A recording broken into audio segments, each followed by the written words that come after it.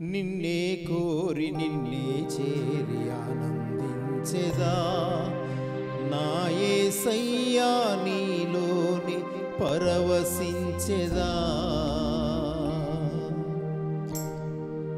నిన్నే కోరి నిన్నే చేరి ఆనందించెదా నా యేసయ్యా నీలోని పరవశించెదా కష్టాలే నాకు ఆహారమైనా కన్నీళ్ళే నాకు పానమైనా కష్టాలే నాకు ఆహారమైనా కన్నీళ్ళే నాకు పానమైనా విడువనని ఎడబాయనని విడువనని ఎడబాయనని వాగ్దానమిచ్చిన నా యేసయ్యా వాగ్దానమిచ్చిన నా యేసయ్యా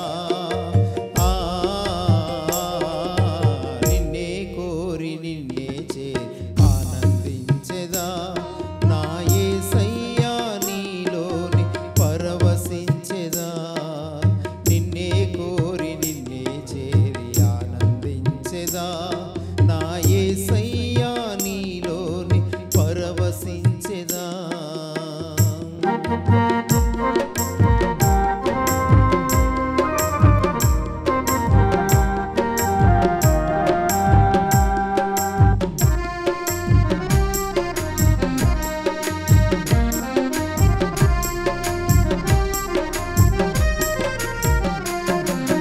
దప్పిక గలవాని మీద నీళ్లను ఎండిన భువిపై ప్రవాహ జలములను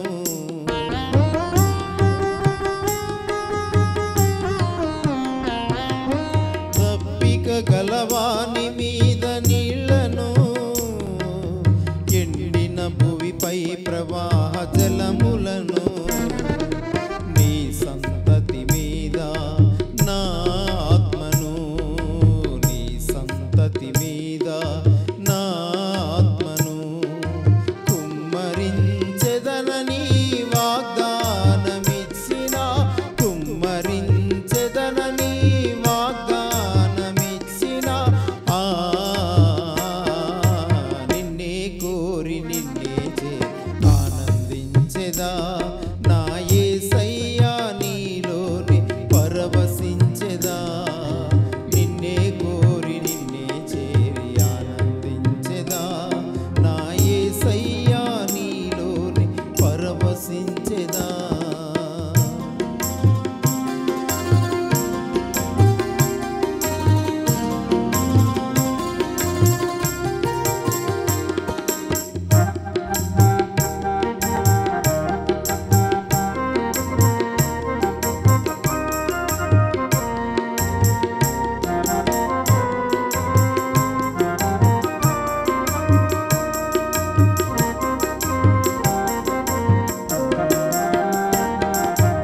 అరణ్యాలలో త్రోవ కలుగజేయుచు ఎడారిలో నదులను పారజేయుచు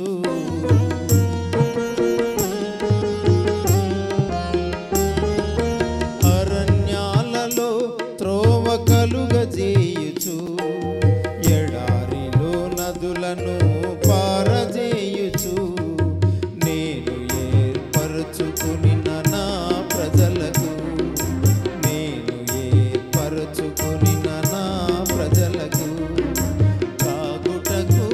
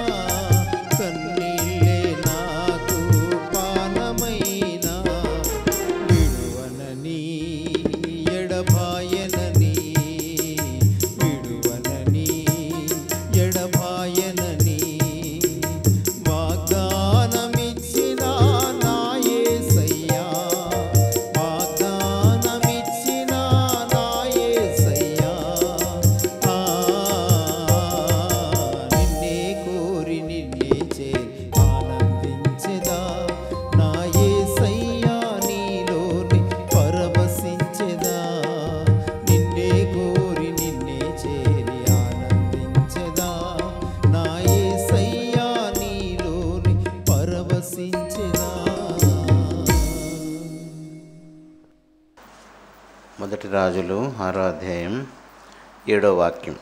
అయితే మందిరము కట్టు సమయమున అది ముందుగా సిద్ధపరచి తెచ్చిన రాళ్లతో కట్టబడెను. మందిరము కట్టు స్థలమున సుత్తె, గొడ్డలి మొదలైన ఇనుప పనిముట్ల ధ్వని ఎంత మాత్రమును వినబడలేదు. ఈ వాక్యం చాలాసార్లు వినే ఉంటారు, కానీ ఇది ఎందుకు చదవలసి వస్తుందంటే కాలం, ప్రస్తుతం జరుగుతున్న సంఘటనలు లేదా సూచనలు, వాటిని బట్టి ఒకసారి ఈ వాక్యాన్ని మనం చదువుకుంటే మంచిదని ఇది ఈ రోజున మనం చెప్పుకోవడం జరుగుతుంది. ఇది యెరూషలేము దేవాలయంను గూర్చి వ్రాయబడిన సంగతి. ఎప్పుడైనా నూతన నిబంధనలో సంఘటనలు అన్నిటికీ పాత నిబంధనలో ఒక దృష్టాంతం ఉంటుంది. ఈ విషయాన్ని బైబిల్ చదివే వాళ్ళు బాగా గుర్తుపెట్టుకోవాలి. నూతన నిబంధనలో రాయబడిన ఆత్మ సంబంధమైన సంగతులన్నీ దృష్టాంతములుగా, అంటే భౌతిక రూపంలో పాత నిబంధనలో వ్రాయబడి ఉన్నాయి. ఈ నూతన నిబంధన సంఘము అనేది చాలా పవిత్రమైనది. చాలా అనేది గుర్తుపెట్టుకోండి. ఈ నూతన నిబంధన సంఘానికి ఉన్న విలువ ఏంటి అంటే, మనము లేకుండా పరలోకము ఓపెన్ అవ్వదు, తెరవబడదు.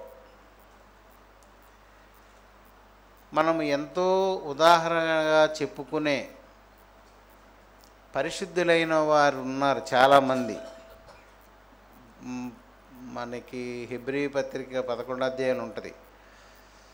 రంపములతో కోయబడ్డారు, హింసింపబడ్డారు, అడవుల్లో తిరిగారు. ఇలాంటివన్నీ చాలా మనకి వినడానికి, ఇంకా ఈ నీరో చక్రవర్తి వంటి వాళ్ళు పరిపాలించే రోజుల్లో తారు డబ్బాల్లో క్రైస్తవుల్ని ఉంచి ఒత్తి కింద తలని అంటించేవాళ్ళట. అంత క్రూరంగా చంపబడ్డారు. అయితే లేఖనాల్లో రాయబడింది ఏంటంటే, మనము లేకుండా వారెవ్వరూ పరలోకములో ప్రవేశింపరు అని. దానిని బట్టి నూతన నిబంధన సంఘము ఎంత విలువైనదో దేవుడే తెలియజేస్తున్నాడు. అంటే అబ్రహాము వంటి వారు కూడా క్రొత్త నిబంధన పరిశుద్ధులు లేకుండా ఆ శాశ్వత నివాసములోనికి ప్రవేశించడం జరగదు. అంటే దాన్ని బట్టి ఇప్పుడు మనకి ఏమనుకోవాలి, మన కొరకు వాళ్ళందరూ ఒక లైన్లో ఉన్నారు, మనం వెళ్తే వాళ్ళందరిలోకి వస్తారు. ప్రకటనలో కూడా ఉంటుంది, దేవుణ్ణి వాళ్ళు అడుగుతూ ఉంటారు. హతులైన వారు, చంపబడిన వారు, సువార్త నిమిత్తము దేవుని పరిశుద్ధతను వెంబడిస్తున్న కారణం చేత చంపబడిన వారు, ఎందాక మమ్మల్ని ఇలా ఉంచుతావు, త్వరగా రా అని వాళ్ళు దేవుని దగ్గర మొరపెడుతూ ఉంటారు. క్రొత్త నిబంధన గురించి ఇంకా స్పష్టంగా యేసు ప్రభువు చెప్పిన మాట ఏంటంటే, స్త్రీలు కనిన వారిలో బాప్తిస్మం ఇచ్చు యోహాను కంటే గొప్పవాడు లేడు. అయితే పరలోకమందు మిక్కిలి అల్పుడనబడినవాడు ఈ యోహాను కంటే గొప్పవాడు అని ప్రభు అయిన యేసే చెప్పాడు. అంటే అంతటి ప్రవక్త వంటి వాడు ఎలాంటి వాడంటే బాప్తిసం ఇచ్చే యోహాను యేసు ప్రభువు ఇంకా ఉనికిలోనికి రాకముందు, ఇక్కడ కాదు అక్కడెక్కడో దేవుని నివాసము దగ్గర యోహాను పిలిచి, దేవుడు నువ్వు ముందు భూమి మీదకి వెళ్ళి ఈ మాటలు ప్రకటించు. నువ్వు వెళ్ళిన కొంతకాలానికి విమోచకుడు వస్తాడు అక్కడికి అంటే, అప్పుడు అతను అడిగాడు, నేను ఎలా గుర్తుపట్టాలి ఆయన్ని అని. అంటే అప్పుడు దేవుడు ఏం చెప్పాడంటే, అతడు బీదలకు సువార్త ప్రకటిస్తాడు, కుంటివారికి కాళ్ళు ఇస్తాడు, గుడ్డివారికి కళ్ళు ఇస్తాడు. ఆయన గురించి నీవు అలాంటి వాడు ఒకడు ఉన్నాడని తెలిస్తే అతనే ఈ విమోచకుడును గుర్తుపట్టు అని, నీవు ముందు రక్షకునికి ఒక దారి వెయ్యి, మార్గము సిద్ధపరచు ఆయన రావడానికి అని దేవుని చేత చెప్పబడి పంపబడిన వాడు ఆ యోహాను. ఆ యోహాను కంటే ఇప్పుడు పరలోకానికి వెళ్ళిన అల్పుడే గొప్పవాడు. దీనిని బట్టి పరిశుద్ధత అనేది ఎంత విలువైనదో, దాని మీద మనం ఎంత పెట్టుబడి పెట్టవచ్చో మనకు అర్థమవుతుంది. దీనిని నమ్మని వాడు ఈ బైబిల్ గ్రంథ ప్రకారంగా అవిశ్వాసి. దేవుని ఆజ్ఞ ఏంటంటే, అవిశ్వాసులతో విజ్జోడు అంటే సమానంగా కలిసి తిరగవద్దు అని విశ్వాసులకు చెప్పాడు దేవుడు. ఆ పరిశుద్ధ సంఘములోకి వెళ్ళే ఒక మనుష్యుని గురించి ఈ వాక్యము మనకు వ్రాయబడింది. క్రొత్త నిబంధన అంటే దేవుని రక్తము చేత విమోచింపబడి శుద్ధి చేయబడి పరలోకానికి వెళ్ళిన ఒక వ్యక్తి ఎలాగుండాలో ఈ వాక్యం మనకి తెలియజేస్తుంది. అయితే అంటే దేవుని మందిరం ఎంత పొడవు ఉంది, ఎంత వెడల్పు ఉంది, అప్పుడు సొలొమోను కట్టినప్పుడు అది ఎన్ని మూరల ఎత్తుంది, దాని స్తంభాలు ఎలా ఉన్నాయి, గోడలు ఎలా ఉన్నాయి, ఇవన్నీ చెప్తూ, అయితే గుర్తుపెట్టుకోవలసిన సంగతి ఇక్కడ రాయబడింది. అయితే విషయం ఏంటంటే, మందిరము కట్టే సమయములో, అక్కడ రాయబడిన మాటలు, అందుకే మేము చదవమన్నా నేను, మందిరము కట్టు సమయమున అది ముందుగా సిద్ధపరచి తెచ్చిన రాళ్లతో కట్టబడెను. అక్కడికి వచ్చిన రాయి ముందుగా సిద్ధపరచబడిన రాయి. అంటే ఇప్పుడు ఇక్కడ కిటికీ కట్టాలని కదా, ఆ కిటికీ దగ్గర ఏ రాయి పెట్టాలో ఎక్కడో చెక్కారు దాన్ని, ఇక్కడ కాదు. అది కూడా రాసాడేమని, మందిరము కట్టు స్థలమున సుత్తే, గొడ్డలి, ఇనుప పనిముట్టు యొక్క శబ్దము ఏమనుంది, వినబడలేదు అనుంది. అంటే ఎంత ఖచ్చితత్వం, అది తీసుకొచ్చి అక్కడ పెట్టడమే. మందిరము ఎలా ఉండాలి అనేది ప్లాన్ గీసినవాడు, కట్టదలిచినవాడు ఎక్కడో రాయిలు చెక్కడం ఏంటి, ఎక్కడో రాయిలు చెక్కడం ఏంటి? సొలొమోను కట్టిన దేవాలయం మాత్రం ముందుగానే రాయి తీసుకురావడం, ఇది ఎక్కడ ఉండాలో వాడు గుర్తిస్తాడు, అక్కడ ఆ రాయిని ఫిక్స్ చేయడం, అంతే. అలాగ పూర్తయింది మందిరం. దీనిని పేతురు రాసిన మొదటి గ్రంథం తీద్దాం. మొదటి పేతురు 2వ అధ్యాయం 5వ వాక్యం మనం చూడవలసింది. మీరును సజీవమైన రాళ్ల వలె ఉండి ఆత్మ సంబంధమైన మందిరముగా కట్టబడుచున్నారు. అంటే మనము కూడా ఒక మందిరము కొరకు ఇక్కడ సిద్ధపరచబడుతున్నాం. అది దేవుని వలన రక్షణ పొందినవారు, పాపక్షమాపణ పొందినవారు.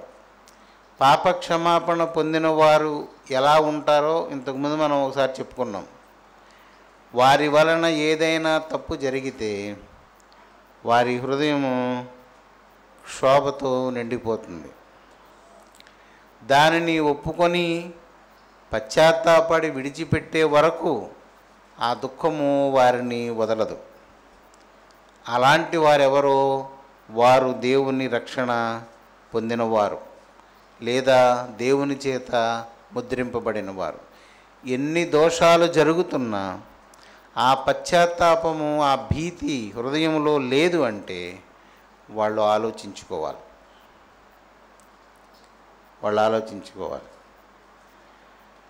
అంటే ఇప్పుడు హీరాము దగ్గర ఒక దూలం చెక్కబడుతుంది అంటే దానిని ఇక్కడ సుత్తితో కానీ దేనితో కానీ కొట్టిన శబ్దమే రాలేదు అంటే అది అక్కడ ఎంత ఖచ్చితంగా తయారు చేయబడుతుందో మనం కొంచెంసేపు దాన్ని ఆలోచించాలి.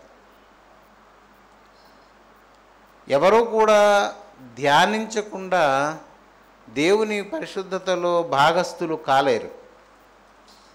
ఈ ముక్క మనకి తెలియాలంటే ఇది ఇలా ఉంచి యెహోషువ గ్రంథం అంటే ఇతనికి యెహోషువకు దేవుడు చెప్పిన మాటలు చదువుతాను చూడండి. కాబట్టి 2వ వాక్యం నెమ్మదిగా చూడండి. కాబట్టి నీవు లేచి నీవును ఈ జనులందరూ ఈ యోర్దాను నది దాటి నేను ఇశ్రాయేలీయులకిచ్చుచున్న దేశమునకు వెళ్ళుడి. నేను మోషేతో చెప్పినట్లు మీరు అడుగుపెట్టు ప్రతి స్థలమును మీకిచ్చుచున్నాను. అరణ్యమును ఈ లెబానోను మొదలుకొని మహానది అయిన యూఫ్రటీసు నది వరకును, హిత్తీయుల దేశమంతయు పడమట మహాసముద్రము వరకును మీకు సరిహద్దు.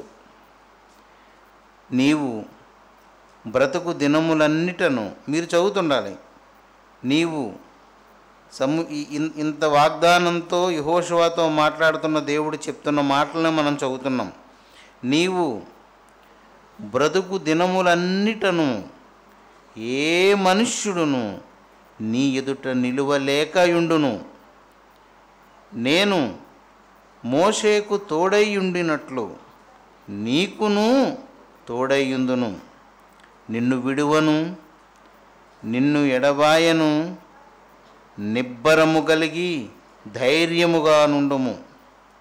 వారికిచ్చేదనని నేను వారి పితరులతో ప్రమాణము చేసిన ఈ దేశమును నిశ్చయముగా నీవు ఈ ప్రజల స్వాధీనము చేసెదవు. 7వ వాక్యం. అయితే నీవు నిబ్బరము కలిగి జాగ్రత్తపడి బహుధైర్యముగా నుండి. ఈ మాటల్ని ఆ మధ్యలో జాగ్రత్త పడి అనేది చాలా ప్రధానమైన మాట. అది ఏమంటున్నాడు? నీవు నిబ్బరము కలిగి జాగ్రత్తపడి బహుధైర్యముగా నుండి నా సేవకుడైన మోషే నీకు ఆజ్ఞాపించిన ధర్మశాస్త్రం అంతటి చొప్పున చేయవలెను. అది ఆజ్ఞ. ముందు దేవుని వాగ్దానాలన్నీ ఉంటాయి. నీ ఎదుట నిలిచేవాడు ఎవడు ఉండడు అంటే మనం ఊరిక పొంగిపోతుంటాం.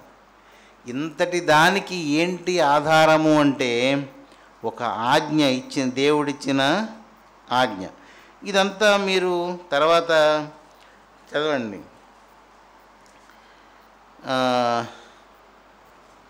అంటే 7 పూర్తి చేద్దాం.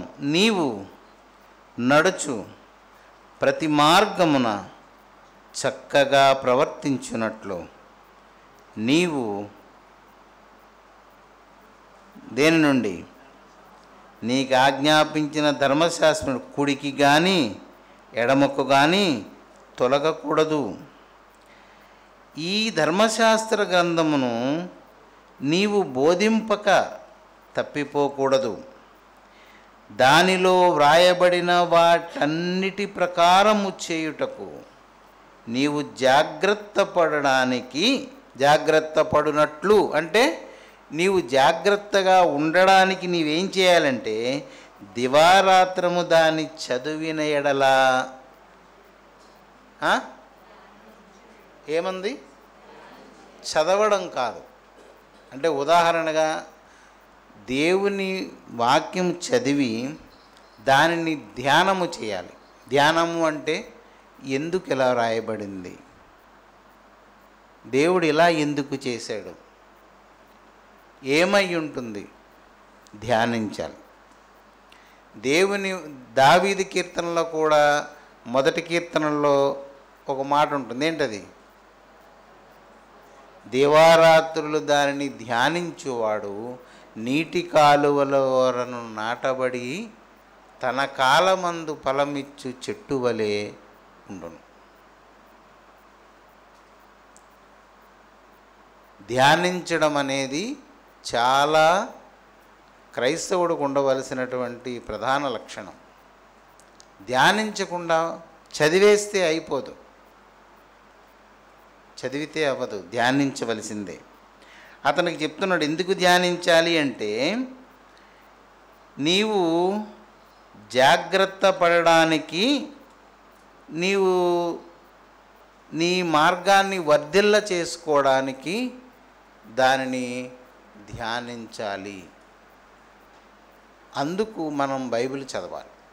బైబిల్ గబగబా చదివేయడం అనేది చాలా చిన్న సంగతి, కానీ దాని ఫలాన్ని మనం అనుభవించాలి అంటే ధ్యానించాలి. అంటే ప్రార్థన చేయడానికి ఒక సమయాన్ని మనం ఎలా ఉంచుకుంటున్నామో దేవుని వాక్యాన్ని ధ్యానించడానికి కూడా కొంత సమయాన్ని మనం వెచ్చించుకోవాలి. మనము చనిపోయే వరకు బ్రతికేదాని కోసమే ఎక్కువ కష్టపడుతుంటాం, కానీ ఎల్లకాలము జీవించే సంగతిని గూర్చి మాత్రం సమయాన్ని మనం ఖర్చు పెట్టలేము. ఎందుకంటే ఆత్మ సంగతుల విషయములో దుష్టుడు మనలను స్థిరంగా ఉండనివ్వడు. ఎక్స్ట్రా డ్యూటీ చేస్తే డబ్బులు వస్తాయంటే ఓవర్ టైం చేయడానికన్నా మనం వెళ్తాం. కానీ ఆ ఓవర్ టైం కష్టపడి నువ్వు చేస్తే వచ్చిన డబ్బులు ఎందుకు ఉపయోగపడతాయి అంటే దాచుకోవడానికి, తినడానికి సరిపోయి ఉన్నా ఇంకా దాన్ని అనిపిస్తుంది ఎవరికైనా. అందుకే మనం ఒకసారి చెప్పుకున్నాం సామెతల్లో 2 వ్యక్తుల గురించి మనం చాలా వివరంగా చెప్పుకున్నాం. అప్పుడు దయాదృష్టి గలవాడు, వ్యతిరేక పదం, దయాదృష్టి గలవాడు, చెడు దృష్టి గలవాడు. గుర్తులేదా? 28, 22లో చెడు దృష్టి గలవాడు ఉంటాడు, 22:6లో 9 దయాదృష్టి గలవాడు ఉంటాడు. దయాదృష్టి గలవానికి వ్యతిరేక పదము చెడు దృష్టి గలవాడు. చెడు దృష్టి గలవాడు ఏం చేస్తుంటాడు?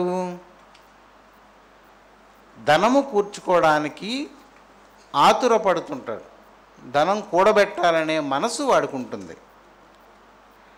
దయాదృష్టి గలవాడికి ఏముంటుంది అంటే వాడు కలిగిన దాంట్లో కొంత బీదవాడికి ఇద్దామని ఉంటుంది. ఒకడు తనకున్న దానిని తక్కువ చేసుకునేవాడు, అంటే పదార్థం దగ్గరికి వస్తే. ఒకడు ఉన్నదానిని వృద్ధి చేసుకునేవాడు. అంతేనా?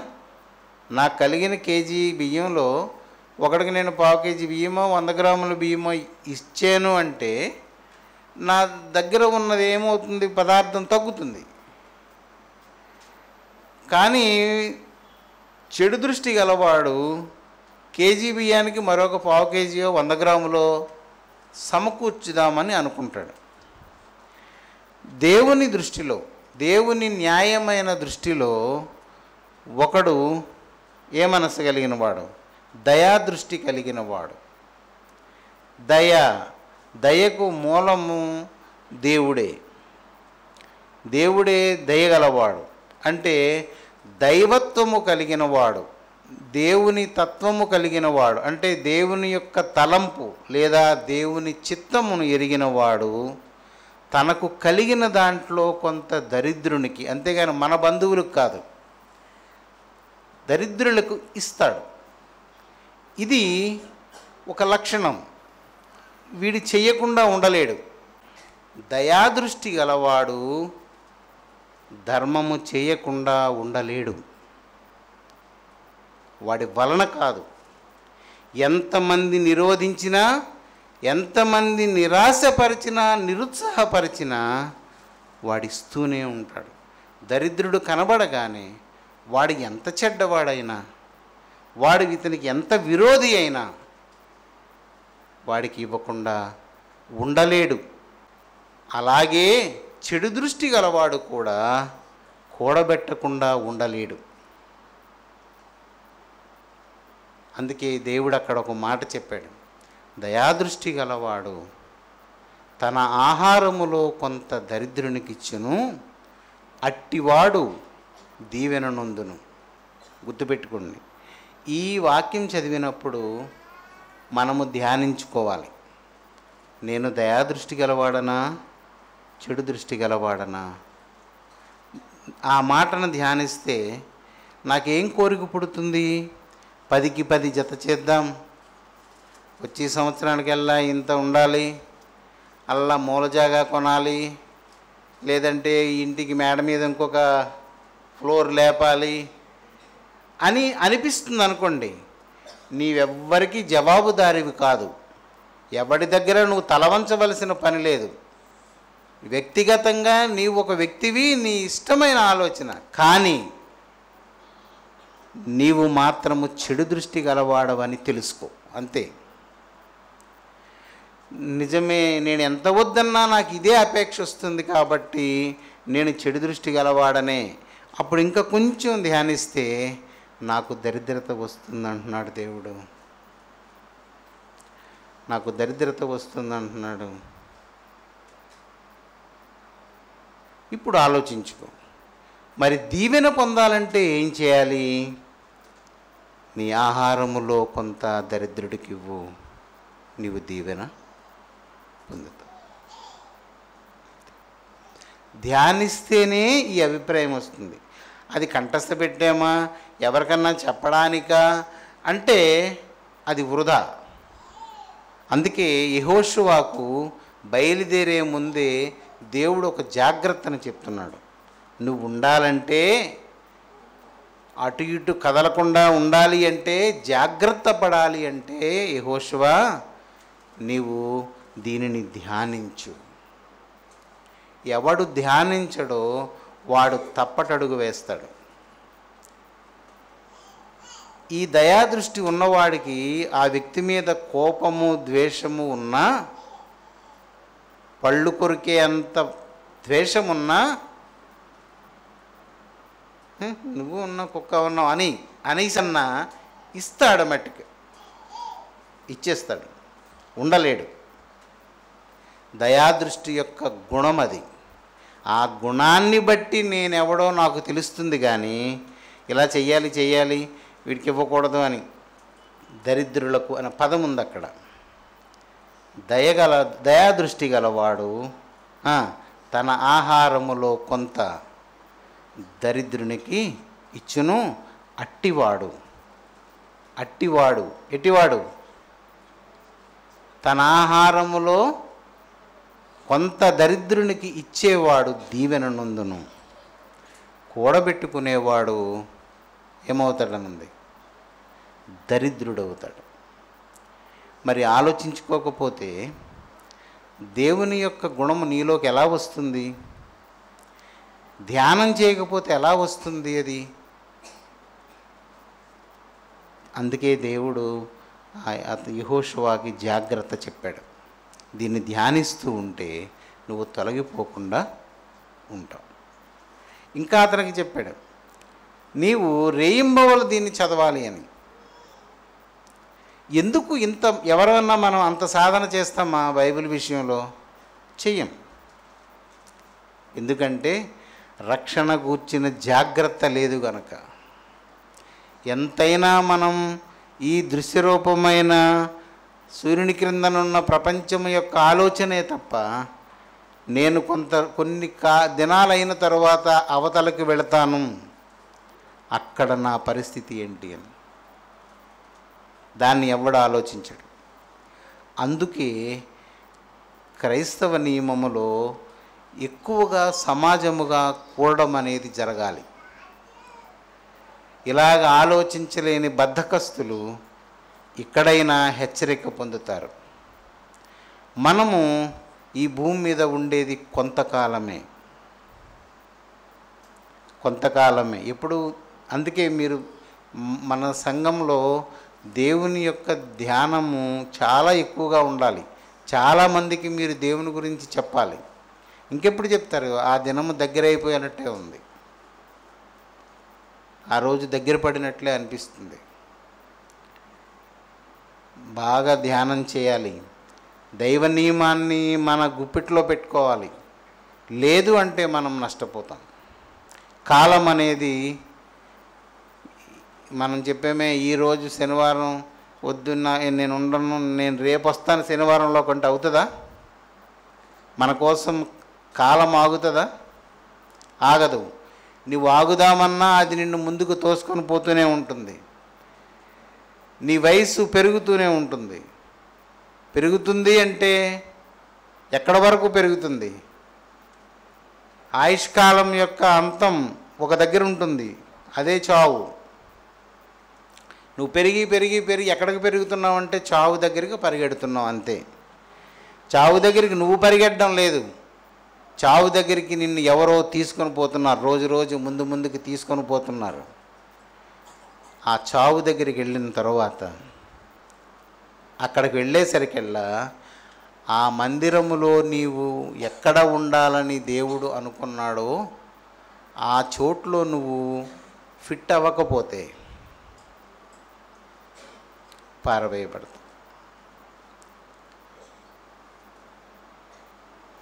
ఆ ఒక్క ముక్క చెప్పడానికే ఇంతసేపు. నీవు అక్కడ ఫిట్ అవ్వాలి, ఇక్కడే నువ్వు చెక్కబడాలి. మందిరము కట్టే చోట ఏముండవు, సర్దుబాట్లు ఉండవు. అక్కడ రాసింది సుత్తే, వాటి శబ్దం ఏమీ వినబడదు. సిద్ధపరచబడిన రాళ్లతోనే మందిరం కట్టబడుతుంది. ముందుగా మనం ఇక్కడే సిద్ధపరచబడాలి. అందుకే పేతురు దాన్ని ఏమన్నాడంటే, ఆత్మ సంబంధమైన అంతేనా సజీవమైన రాళ్ళు. మనము సజీవమైన రాళ్ళం, మనం చెక్కబడాలి. ఈ రాళ్ళ గురించి చాలా ఉంది.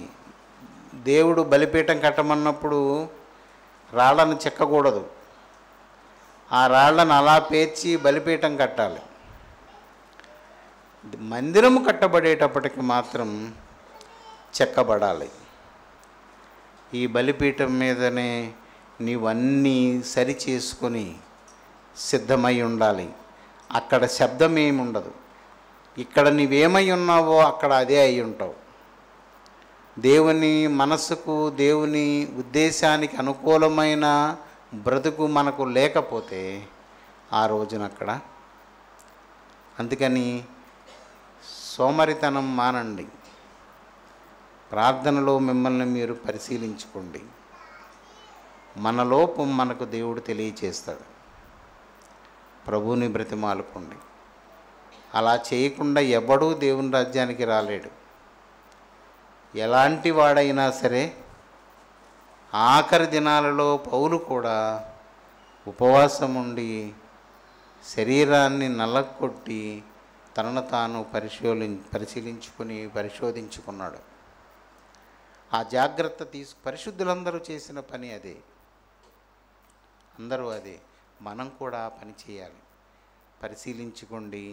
దైవ విరుద్ధమైనది ఏది ఉందో, దేవునిలో ఇమడలేని లక్షణాలు మన దగ్గర ఏం కనబడుతున్నాయో అవి మన ప్రవర్తనలో కనబడుతుంటాయి. మన ప్రవర్తన బట్టే మనం ఎవరమో గుర్తించాలి. ఇందాక చెప్పిందే, ఎవడవాడు? దయాదృష్టి గలవాడవా, నీవు చెడు దృష్టి గలవాడివా? నీ చర్యలే నీ సాక్ష్యం. నీ మనసు నీకేమనిపిస్తుంది, దాన్ని బట్టి నీవు అంచనా వేసుకోవాలి. మళ్ళా చెప్తున్నాను, నేనెవడికి తలవంచవలసిన పని లేదు, నేనెవడికి జవాబుదారిని కాను, దేవునికి మాత్రమే నేను జవాబుదారిని. మీరు కూడా అంతే. మీరు మనిషికి భయపడక్కర్లా, ఆయనకి భయపడాలి. ఎవరు చూసినా చూడకపోయినా ఆయనకి తెలిసిపోతుంది. నా దోషాలు కానీ నా నీతి కానీ దేవునికి దాచబడకూడదు. ఏది మనం మరుగు చేయకూడదు దేవునికి. ఎందుకంటే మనలను శుద్ధి చేసేవాడు ఆయనే. కాబట్టి జాగ్రత్త పడండి. మిమ్మల్ని దేవుడు దేని కొరకు ఎన్నుకున్నాడో ఆ పని మర్చిపోకండి. ప్రార్థన చేసే పని ఒకనికి దేవుడు పని అప్పగించడమే చాలా గొప్ప. చాలా ఏంటి, చాలా చాలా గొప్ప. ఆయన ఇంటిలో బాధ్యత గల ఒక పని అప్పచెప్పడం చాలా గొప్ప,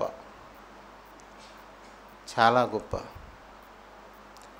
ఆ పనిని ఎగ్గొట్టడం అంతకన్నా పాపం ఇంకోటి ఉండదు.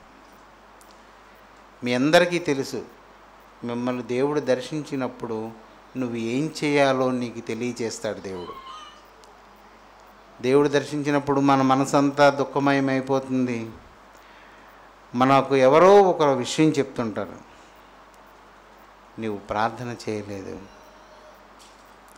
నువ్వు ప్రార్థన చేయకపోతే 2 నష్టాలు.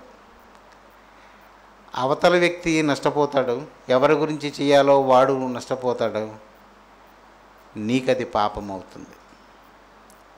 అది మనకు సమూయేలు గ్రంథంలో ఉంటుంది. అది నా మట్టుకు నేను మీ అందరి నిమిత్తమును యెహోవా ఎదుట ప్రార్థన చేయకపోయిన ఎడల నేను దేవుని దృష్టికి పాపము చేసిన వాడనగుదును.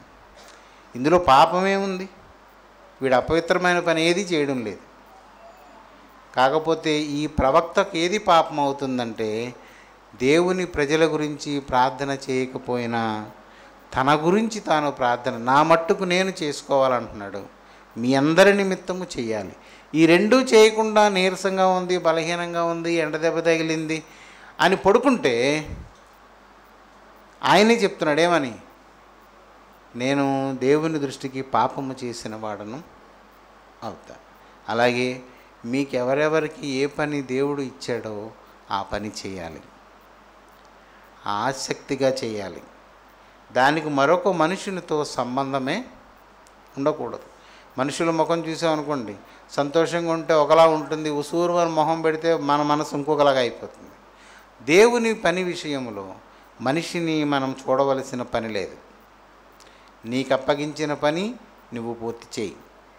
నీవు ఆ పనిలో నలిగితేనే ఆ మందిరంలో ఆ చోట్లోకి నీవు ఇముడుతావు, లేదు అంటే అక్కడ పని చేయవు. అంతే. హీరాము 15వ కిటికీ దగ్గర కుడి పక్కన మూలరాయి అని రాసి పంపించిన తర్వాత ఆ మూలలో అది పట్టలేదంటే ఇంక దాన్ని పారేయడమే. కానీ అక్కడ అలా జరగలేదు. మన దగ్గర కూడా జరగకూడదు. కనుక మీ అందరికీ దేవుడు అప్పగించిన పని ఏదో ఉంటుంది, ఆ పని చేయండి, ఆసక్తిగా చేయండి.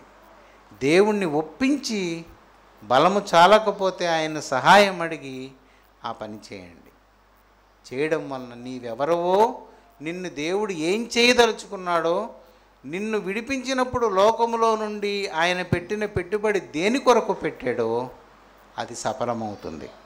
లేదంటే నీవు ఆయన పెట్టుబడిని నష్టపెట్టిన వాడు అవుతావు, నీవు నష్టపోతావు.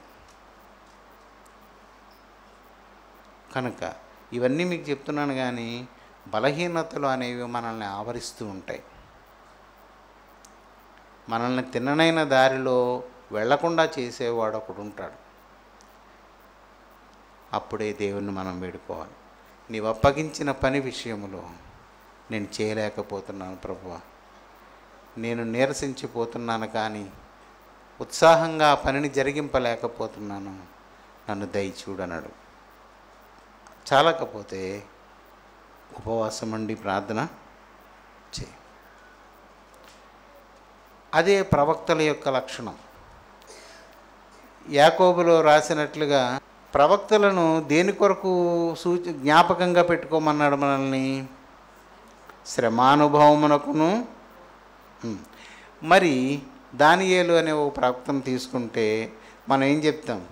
రాజు ఎదుట కళ, ఆ గొప్ప కార్యాలు, సింహాల నోళ్ళు మోయించడం, సింహబోన్లోకి వెళ్ళినా ఏం అవ్వకపోవడం, ఇవి చూస్తాం మనం. కానీ దేవుడేం చెప్తున్నాడంటే వాళ్ళు ఓపికకు, వాళ్ళ శ్రమానుభవానికి వాళ్ళని మాదిరి చేసుకోండి అని.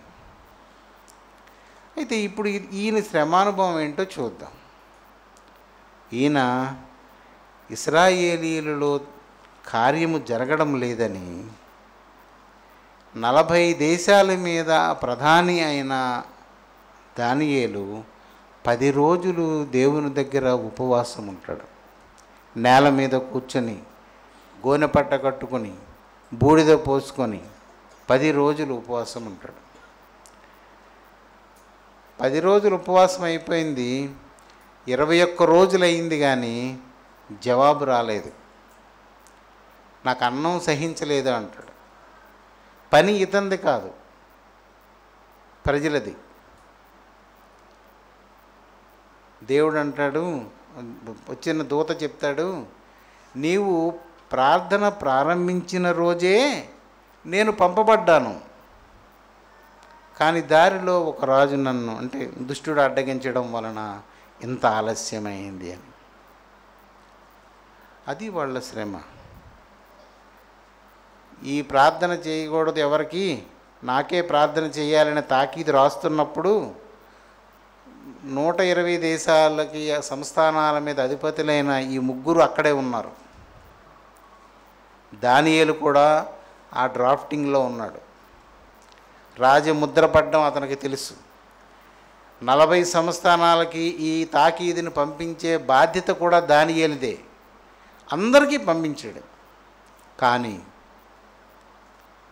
అతను మాత్రం సాయంత్రం అయ్యేసరికల్లా ఇంటికి వెళ్ళి స్నానం చేసి మేడగదిలోకి వెళ్ళి యెరూషలేము వైపు కిటికీ తీసి బిగ్గరగా ఎలుగెత్తి రోజు చేసినట్లుగా ప్రార్థన మాత్రం. నెల రోజుల వరకు ఎవరికి ప్రార్థన చేయకూడదు. ఎవరైనా అలా చేస్తే వారిని సింహబోన్లో వేస్తామని ఉంది. కానీ శ్రమను అనుభవించడానికే దానియేలు నిర్ణయించుకున్నాడు, కానీ ప్రార్థన మానడానికి. నాకొచ్చిన ఆలోచన ఆ రోజుల్లో ప్రారంభం, కిటికీ తీయకుండా ప్రార్థన చేసుకోవచ్చు కదా, ఒకటి. గట్టిగా కాకుండా నెమ్మదిగా ప్రార్థన చేసుకోవచ్చు కదా, 2. ఎందుకు దానియేలు చేయలేదు అని నా అనుమానం. కొన్ని సంవత్సరాలైన తర్వాత కానీ నాకు ఈ సంగతి తెలియలేదు.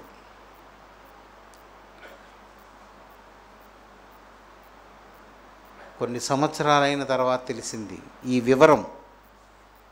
ప్రార్థన ఎడతెగక చేసేవాడు మానకూడదన్నమాట అని. సింహపు బోన్లో పడడానికి ఇష్టపడ్డాడు, కానీ ప్రార్థనను ఆ సమయాన్ని మీరడానికి ఆ ప్రవక్త ఇష్టపడలేదు. ఇప్పుడు మనం సింహాలు ఆ సంగతి వదిలేయండి. శ్రమానుభవము, ఓపిక దేవుని ఎదుట సమకూర్చుకోవడానికి ఆ ప్రవక్త చేసిన పని ఏదో మనము కూడా చేయాలి. దేవుని పని అలా చేయాలి. వారికి ఏ ఫలితం దక్కిందో అప్పుడు మనకి ఆ ఫలితం దక్కుతుంది. అంతేకాకుండా మన సొంత జ్ఞానం ఉపయోగించి కిటికీ తీయకుండా ఉన్న బాగుండు దానియేలు, నెమ్మదిగా మనసులో చేసుకున్న బాగుండు అని, అది మనుష్య హృదయపు ఆలోచన. కానీ ప్రవక్త ఆలోచన వేరు. దేవుణ్ణి ప్రియపరచడమే ప్రవక్త యొక్క లక్షణం. ఆ ప్రియపరిచే విషయంలో ఏ నష్టాన్నైనా సహించాలి అనే పట్టుదలే వాళ్ళ దగ్గర ఉంటుంది. కనుక దేవుని పిల్లారా గుర్తుపెట్టుకోండి, మనము ఇక్కడ పరిశుద్ధపరచబడి సంపూర్ణులమై మరణాన్ని దాటాలి. మరణము దాటే నాటికి మన దగ్గర అసంపూర్ణత ఉంటే ఆ మందిరములో నీకు నిర్ణయించిన జాగాలో నీవు పట్టవు. అంతే. దయచేసి దాని మీద దృష్టి పెట్టండి. కలిమి భవిష్యత్తు పిల్లల్ని ఆకాశంలో ఉంచాలని కలలుగనకండి. దరిద్రత వస్తుంది. మీ సమయాన్ని మీ కొరకు ఖర్చు పెట్టుకోండి. మరణము తరువాత నిత్యజీవం అనే దానిలో ప్రవేశించడానికి ఏమి చెయ్యాలో అది చేయడానికి మీ మనసును నిలబెట్టండి. దాని మీద ఎక్కువ పెట్టుబడి పెట్టండి. దాని కొరకు ఖర్చు చేయండి కాలాన్ని. అప్పుడు మనము నిర్భయంగా ఉండొచ్చు. మరణం మనల్ని పిలిస్తే నేను వస్తున్నాను అని బయలుదేరాలి. మన పరిశుద్ధులు అందరూ చేసిన పని అదే. దావీదుకు మరణం అవుతావంటే అందరూ పోయే దారిలో పోతున్నాను, సొలొమోను ఏడవద్దు, యాకోబు, వీళ్ళందరూ, పౌలు, నిన్ను కట్టేస్తారు అంటే బంధింపబడ్డానిక, నేను చావడానికైనా సిద్ధంగానే వెళ్తున్నాను. ఆ ధైర్యంతో మనం ఈ లోకాన్ని దాటాలి. అది లేకపోతే కష్టం. ఇది చెప్పడం కొంటే మనసు మీద బరువు పడి అంబాబో ఇంత కష్టమా రక్షణ అంటే కాదు. నీ ఆసక్తితో దేవుని దగ్గర నీ బలహీనతను చెప్పు. ఏది దాచొద్దు. నేను ఇలా ఉన్నాను కానీ ఈ సన్నివేశం జరిగినప్పుడు ఈ పరిస్థితుల్లో నేను ఈ విధంగా ఆలోచిస్తున్నాను, పుట్టేప్పుడు బాగానే ఉంటున్నాను, ఈ వేళల్లో నా మనసు ఇలాగ ప్రేరేపించబడుతుంది, ప్రభువా దీని నుంచి నన్ను విడిపించు అని నువ్వు అడగగలిగితే చాలా సులువుగా అయిపోతుంది ఆ పని. యేసు ప్రభు చెప్పిన పెద్ద మాట అడుగుడి, అడుగుడి, అడుగుడి. ఇక రెండో ముక్కతో మనకు పనే లేదు. ఎవరు అడగాలి అంటే అడుగు ప్రతివానికి ఇవ్వబడును. అడగాలి అంటే నీకు కావలసింది ఏదో నీకు తెలియాలి. అది నీకు తెలియకుండా ముద్దగా అడగకూడదు. నన్ను పరిశుద్ధపరచంటే ఏ విషయంలో నీ స్పష్టత తెలియాలి దేవునికి. ఈ విషయంలో, ప్రేమించే విషయంలో, లేకపోతే ద్వేషించే విషయంలో నా పరిస్థితి ఎలా ఉంది, అబద్ధమాడే విషయంలో, కపటంగా ఉండే విషయంలో, యుక్తిగా మాట్లాడితే ఇవన్నీ సరి చేసుకోవాలి. చిన్న దోషమైన దేవుడు అంగీకరించడు. దోషిని ఎంత మాత్రమును నిర్దోషిగా ఎంచడు. పరలోకానికి వెళ్ళాలి, పరలోకం అనేది ఉంది, మరణించిన తర్వాత ఆ చోటు ఒకటి ఉందని నమ్మిన ప్రతి ఒక్కడూ జాగ్రత్త పడతాడు. ఆ నమ్మిక లేనివాడు ఇక్కడ తడబాటుకుంటాడు. జాగ్రత్త పడండి. ఆఖరిగా మనం ఆ వాక్యాన్ని చదువుకొని మనం ఇంటికి వెళ్దాం. రాజుల గ్రంథం, మొదటి రాజుల గ్రంథం. మందిరము కట్టు సమయమున అది ముందుగా సిద్ధపరచి తెచ్చిన రాళ్లతో కట్టబడెను. మందిరము కట్టు స్థలమున సుత్తె, గొడ్డలి మొదలైన ఇనుప పనిముట్ల ధ్వని ఎంత మాత్రమును వినబడలేదు. కనుక ఏదైనా మనం ఇక్కడే బ్రతికి ఉండగానే మరణమివతలే మనం పరిశుద్ధతను సంపూర్తి చేసుకోవాలి. తరువాత ఏమీ జరగదు అని ఈ వాక్యం మనకి తేట తెల్లంగా తెలియజేస్తుంది. కనుక మనం ముందుగానే సిద్ధపడాలి. దేవుడు మనకు అలాంటి కృపను అనుగ్రహించునుగాక. ప్రార్థన చేసుకుందాం. పరిశుద్ధుడైన మా తండ్రి, నీ హెచ్చరికను బట్టి నీకు స్తోత్రములు.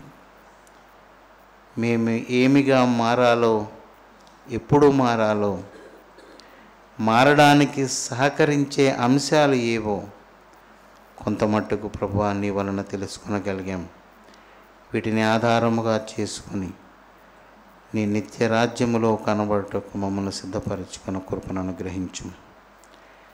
మాకు లోపముగా ఉన్న వాటన్నిటిని తీర్చి మమ్మల్ని పరిపూర్ణం చేయమని, దుష్టుల నుంచి తప్పించమని యేసు నామమున అడుగుచున్నాం తండ్రి. ఆమేన్.